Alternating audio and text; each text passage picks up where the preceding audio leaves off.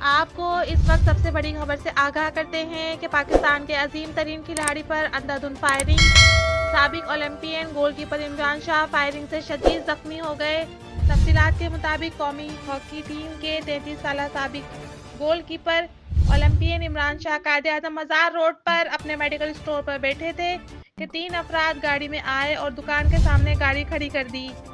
عمران شاہ نے گاڑی کھڑی کرنے سے منع کیا، جس پر تینوں افراد نے عمران شاہ اور اس کے بھائی کو تشدد کا نشانہ بنایا اور فائرنگ کر دی، جس سے عمران شاہ شدید زخمی ہو گئے، جنہیں فوری طور پر اسپتال منتقل کر دیا گیا جہاں ان کا علاج جاری ہے۔ کہا جا رہا ہے کہ ان کی طبیعت شدید خراب ہے۔ عمران خان لندن اولمپکس 2012 میں شرکت کرنے والے قومی اسکواڈ کا حصہ تھے۔ انہوں نے 2010 کی کامن ویلتھ گیمز میں بھی پاکستان کی نمائندگی کی۔ وہ 2012 میں میلبورن میں کھیلی گئی 34ویں چیمپئنز ٹرافی میں کانسی کا تمغہ اپنے نام کرنے والی قومی ہاکی ٹیم میں بھی شامل تھے۔